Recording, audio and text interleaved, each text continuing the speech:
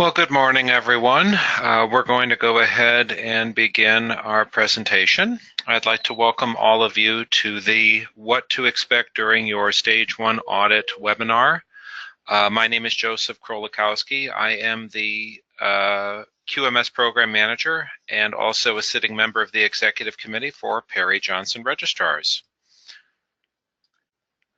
Couple of notes for everyone. All of our participants today are on mute, but we definitely want to take your questions today, so please utilize the question portion of the dashboard.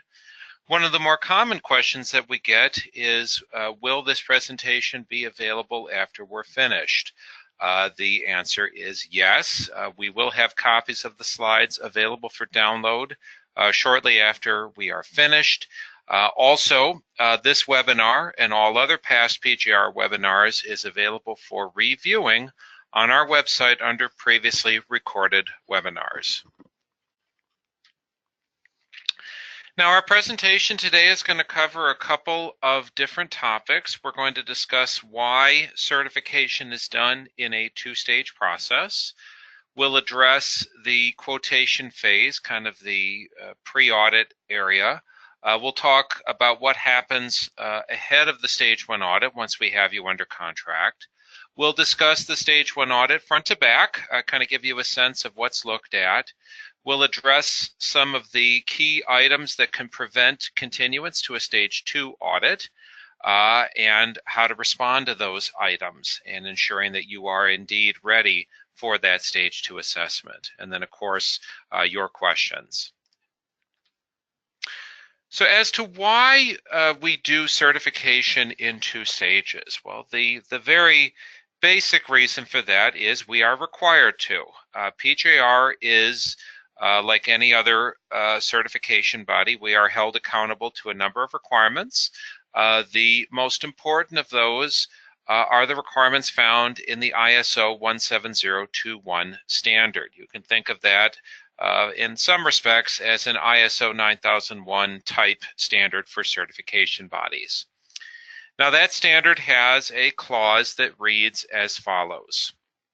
The initial certification audit of a management system shall be conducted in two stages, Stage 1 and Stage 2. Now, part of the reason why this is mandated is the industry wants to make sure that only those companies that are truly prepared for a certification assessment are permitted to complete the full audit. Now, before we can do a Stage 1 audit for you, we obviously have to have you under contract. And we use a set of application documents called the F1 series to help facilitate that process in an effective manner.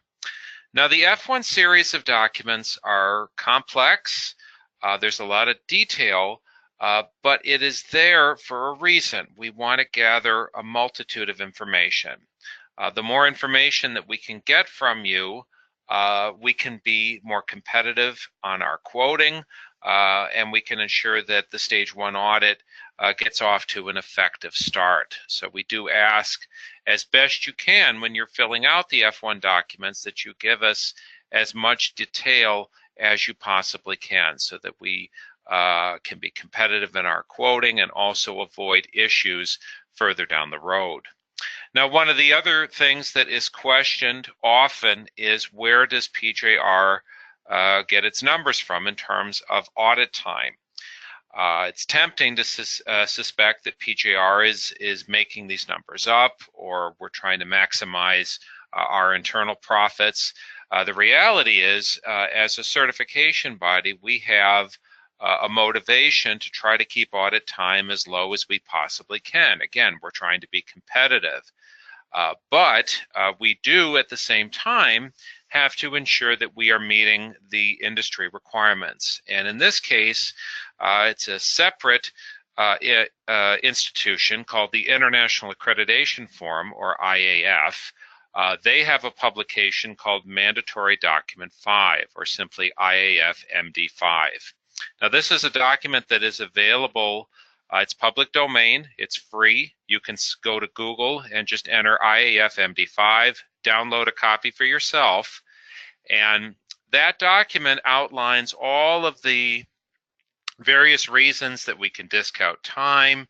It has a table within it that specifies what is the minimum audit time on a stage 1, stage 2 audit. So if you're shopping for different certification bodies, and one certification body tells you we can do the stage 2 audit in 6 days, and another certification body tells you, well, we can do the stage 2 audit in 2 days. Well, chances are very good that that certification body telling you 2 days is not an accredited certification body, and they're not following the IAF MD5 requirements. So we ask that you be as informed as you can possibly be. So again, get a copy of the IAF MD5, arm yourself with that knowledge, and you'll probably have a very good idea of what the required audit time is going to be before you get a quote from anybody.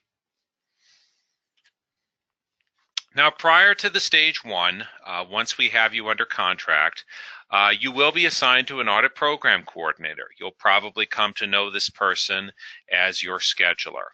And the scheduler is really going to service all the needs that you have. They're going to be your primary point of contact. Kind of think of it as cradle to grave client management. The scheduler obviously is going to assign the auditor that will audit you, and there's a couple of criteria. Obviously, they have to be qualified in that particular standard, and they have to be competent in your technical area. And obviously, we do try to select auditors that are geographically friendly as well.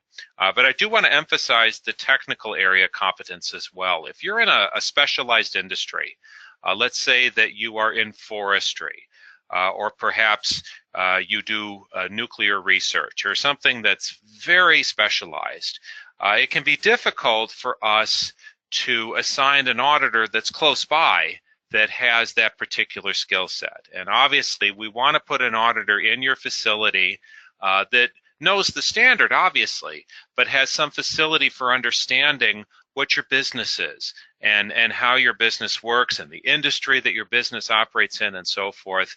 That's going to add more value to your audit than just the auditor from up the street who's never been in your type of business before. Now again, there's more paperwork. There's a lot of paperwork in this process, of course. As the audit draws near, as the stage 1 audit draws near, we are going to send you one of our F108 documents. The F108 series of documents are used as an official document for you to attest that you are ready for the stage 1 audit. And it reads just like a checklist. And you're required to fill this form out and indicate that, yes, you have prepared all of the required items that are going to get looked at in the stage 1 audit. So this list that we've got on the screen here is relatively complete and accounts for most of the standards that we audit. So the scope of your system, what are your exemptions, what are your exclusions? Have you determined what your processes are? Have you determined how your processes interact with each other? Your process measures, these are often referred to as KPIs. Do you have your performance data together for those KPIs? Have you filled out PJR Form F191, which we're going to go over in a few slides what that looks like? Has your internal audit been completed? Have your internal auditors been confirmed as competent?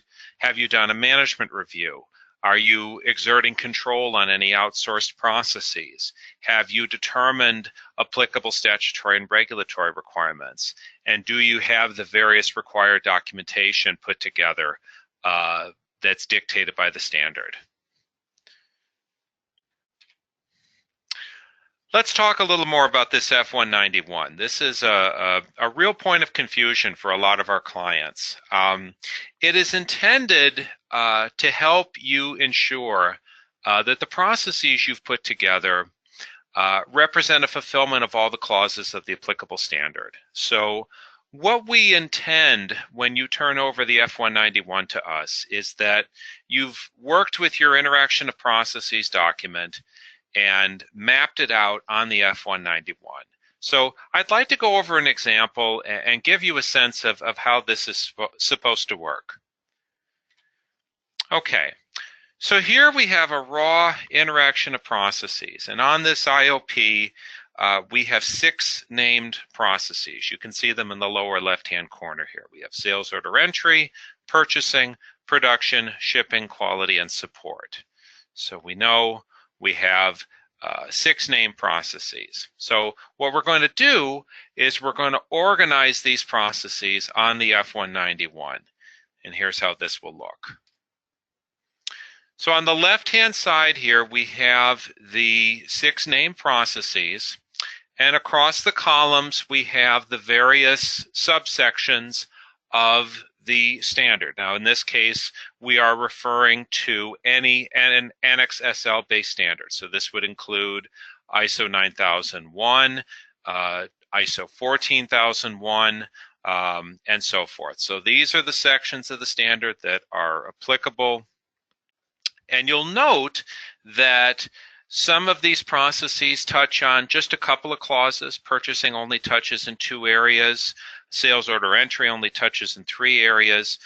Support obviously covers everything, and so forth. And you'll also note that there are no processes associated with Section 8.3. So in this instance, we would probably conclude that this organization does not have any design activities to speak of, which is why 8.3 has been left blank. But this is the idea. You take your named processes and demonstrate for us what clauses of the standard are in play, so to speak, with these various named processes. So how is the stage 1 conducted, and what can you expect during the stage 1? Well, typically with a stage 1 audit, it's going to be conducted on site. We do offer off-site stage 1s for ISO 9001. Now that's tempting, obviously, to not have the auditor in your facility, but there's a couple of things you need to be aware of. If you choose to do an off-site stage 1 audit, officially, the stage 1 audit is not complete until the stage 2 audit begins. There's a couple of things that are verified on site prior to the stage 2 audit that represent closure of the stage 1.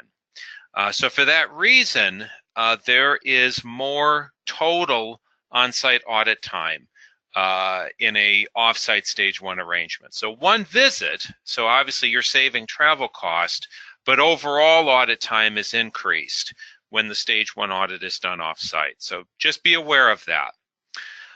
Now before the auditor arrives, you should be contacted at least a few days in advance. Now this would be the case whether the audit's being done on-site or not. And you should receive an audit plan. It's important that you confirm that all the information on the audit plan is correct. So the address is correct, point of contact is correct, the number of employees, all of this information is going to be reflected on the audit plan, and it should be correct. The stage 1 audit, like every other audit, commences with an opening meeting. This is a good chance for you to confirm last-minute detail changes, make sure that the auditor is aware of any critical information, other visitors that you're going to have, availability of personnel, and so forth. And then the stage 1 audit will proceed according to the audit plan. And we have provided a stage 1 workbook for all of our standards, all of the scopes that we do. And everything that's reviewed in the stage 1 audit is documentation based in nature, just about everything. The only thing that is not documentation based in nature is going to be the plant tour. But Just about everything else, as we'll see, is documentation. So most stage 1 audits can be done in a conference room or office setting. And each of the items that is looked at is given two options.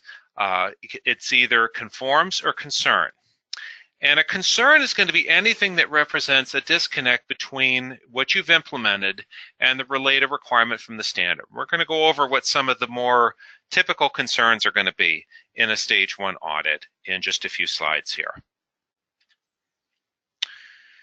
Now, once the auditor has completed their review of the required materials, they're going to need some time to put their report together. There are no nonconformances in a stage 1 audit, again, just concerns. Once the auditor has put the report together, there'll be a closing meeting, and there's going to be a few possible outcomes of the stage 1 audit. Either you're going to be recommended to go on to the stage 2 audit with no concerns. You may be recommended to go on to the stage 2 audit with some moderate concerns, some things that need to be fixed. Or in rare instances, it may be recommended that the stage 1 audit be repeated. If there's enough serious concerns about what's been put in place, we may have to repeat the stage 1 audit. At that point, you'll be asked to sign an acknowledgement of the stage 1 results, and you'll be given a copy of the completed audit report. Now, in rare instances, if the auditor is pressed for time, if there's a flight issue and whatnot, you may not get the finished report for a couple of additional days, but it should never take more than, I would say, a week for you to receive your stage 1 report. So if it's been over a week and you've not gotten your stage 1 report, you need to let us know about it so that we can take care of that for you. Now let's talk about things that can prevent continuance to a stage 2 audit. What are the most serious egregious concerns? Well, right at the top would be an inadequate or inappropriate interaction of processes. If we are handed an item that resembles the Plan, Do, Check, Act diagram from the standard, or a canned interaction of processes from a consultant, something that has nothing to do with what we are observing the processes to be. These are going to raise concerns. Your interaction of processes, as much as possible, should be unique. It should capture what your processes are. Now, we do have a special webinar on this very topic. I actually present this webinar. It's called The Interaction of Processes and Its Importance to a Successful Audit. And we present that webinar about 3 to 4 times a year. If you are working on your IOP, I definitely encourage you to sign up for that webinar. The interaction of processes is the single best indicator that your organization understands what is meant by process approach. It's one of the most basic building blocks in putting a quality system together. So if the IOP is not where it needs to be, that can definitely prevent continuance to a stage 2 audit. If we have inadequate process measures or process performance data, both of the current versions of ISO 9001 require you to monitor, measure where applicable, and analyze your processes. So the expectation is that every process on your interaction of processes should be monitored or measured, and you should have performance data available to prove that you're monitoring or measuring those processes. Now, some standards have minimum requirements on the amount of data that has to be available. For example, IETF requires 12 months worth of data. For other standards, such as ISO 9001, we simply ask that you have enough process measure data to demonstrate that you are monitoring the process. So if that's 2 weeks worth of data, well, then that's what it means. Some organizations choose to have just a couple of measures of effectiveness that cover all processes. That's considered acceptable. What's not acceptable is to say, I don't have any process measures, or I have them, but I'm not tracking them. You've got to have these measures, and you have to be actively tracking them. Or again, we can't recommend continuance to a stage 2 audit. An inadequate internal audit can be an issue. If we don't have evidence that internal audits are planned or implemented, it can really present a challenge to us recommending continuance to stage 2. So what do we look for? We look for evidence of planning, so schedule, audit plans. We look for notes and reporting. We look that nonconformities have been documented and that corrective actions have been strategized for those nonconformances. And we look to make sure that the internal auditors are not auditing their own work. Now, we can still recommend that you continue to the stage 2 audit without it being an issue if the internal audit is not complete, if you can demonstrate to us that the internal audit is planned, that you have a plan in place, it's been officially scheduled to take place prior to the stage 2 audit. That's permitted. However, in that circumstance, you do lose the benefit of getting some preliminary feedback on your internal audit process before the stage 2 audit is conducted. So do bear that in mind. As I mentioned, we also look at internal auditor competency records, and we want to make sure that you are meeting your own specified requirements for internal auditors and their competency. Now remember that internal auditors and their competency, that is one more item within your system for you to determine competency requirements. There are no special requirements, at least within ISO 9001. Now that's not exactly the case in other standards such as IETF 16949. But generally, the requirement that you have to meet is the requirement that you set as far as auditor competency goes. Management review.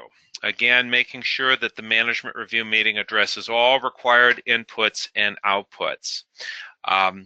Many of our clients like to use PowerPoint presentations as a demonstration of the management review requirement. That's fine for showing what the agenda was, but don't forget we need records of the results of the discussions of those slides as well, the outputs from management review. And in a similar respect to what we said for internal audit, it is also acceptable for the management review to be planned but not complete at the stage 1 audit. Again, you lose the benefit of the auditor looking over the management review and providing some commentary on its effectiveness. Now, I'd also like to share with you that all conclusions issued in a stage 1 audit are subject to executive committee concurrence. All stage 1 audit reports are reviewed by the PJR executive committee to make sure that the decisions reached are appropriate and fair. So we do have a independent review.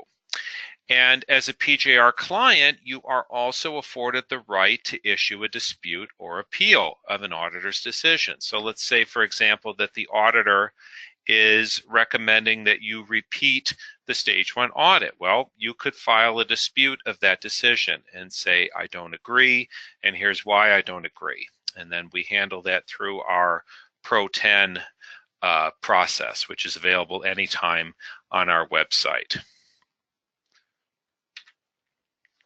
Now, if the recommendation is to repeat the stage 1 audit, we ask that you work from your audit report to shore up all of the deficiencies that were identified. You are permitted, obviously, to maintain contact with your auditor and with the PJR Executive Committee to discuss your remediation actions and make sure that you're on the right path. Now, if the recommendation is to proceed to stage 2, ideally there's going to be a minimum of 30 days between the stage 1 and stage 2 audit. Now, we prefer to see 60 to 75 days because, among other things, you can't count on the stage 1 being a complete success the first time through. Remember that we do have a 21-day cancellation policy. and most of the time a back-to-back audit is going to be problematic. So put some time between stage 1 and stage 2 and use that time to address the areas of concern identified in the stage 1 report.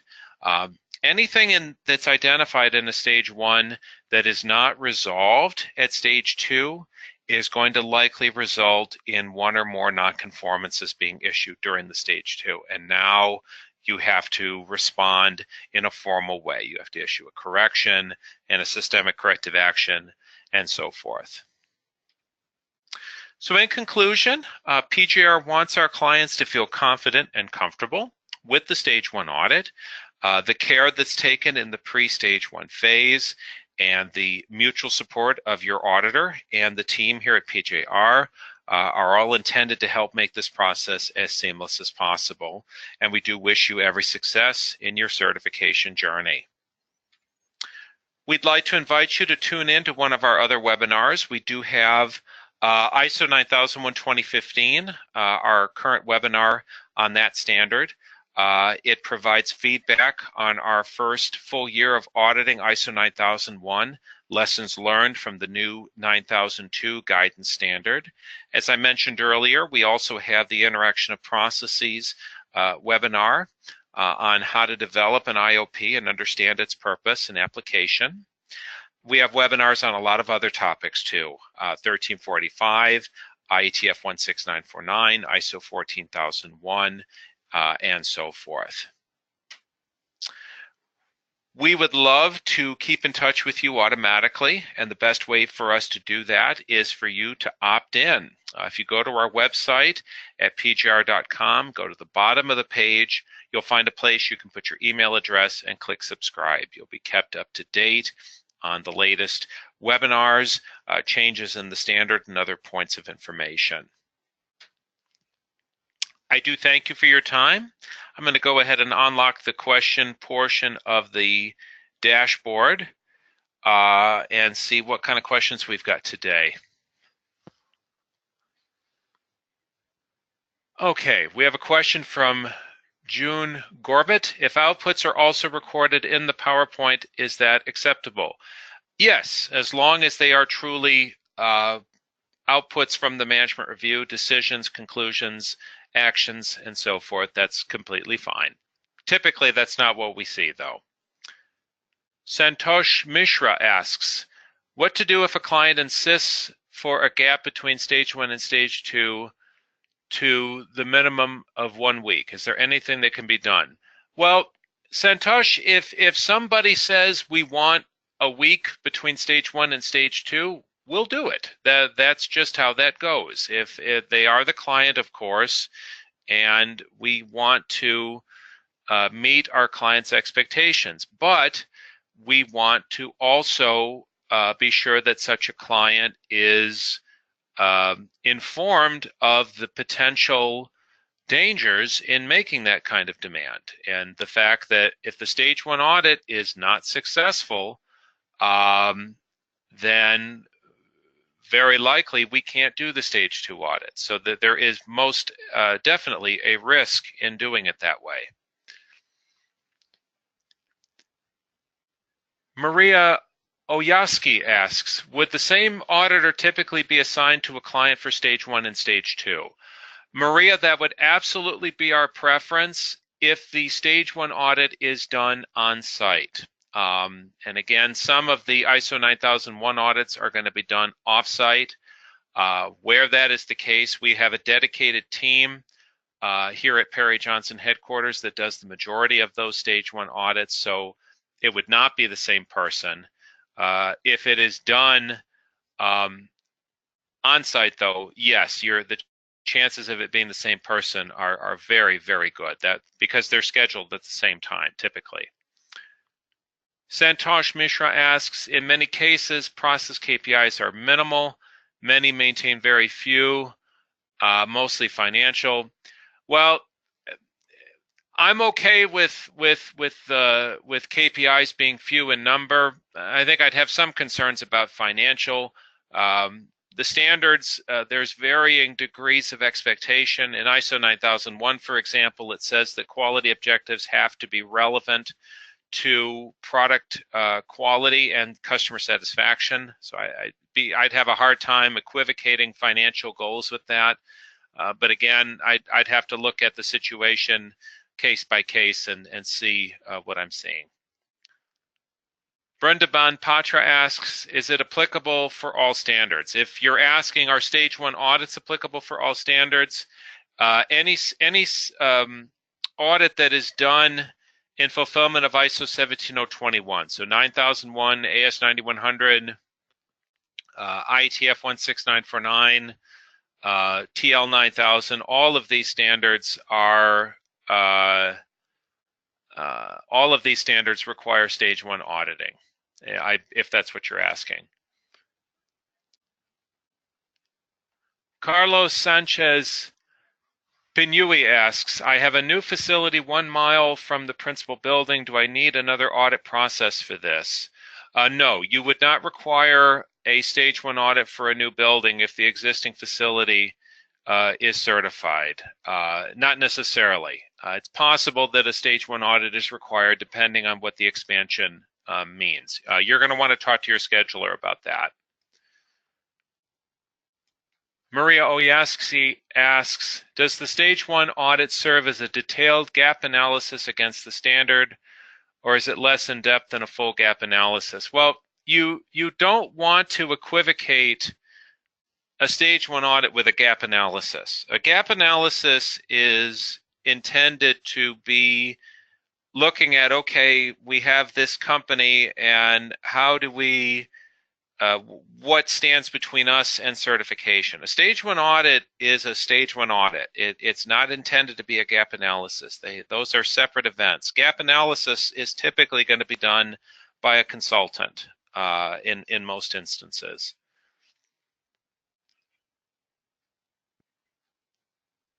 Marcelo Marquez asks, what is the maximum time to complete phase 2 after phase 1?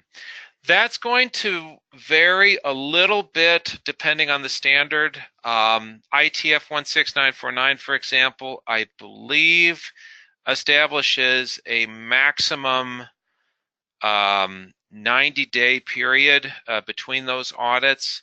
I'd have to look at the rules to be sure of that. In ISO 9001, we don't have an official maximum, but I would say that if you're pushing it past, say, 4 or 5 months, that's going to be questionable. So the sweet spot, so to speak, is going to be more in the 60 to 75 day range. Any other questions today? Okay, well, thank you all for your time and have a good day.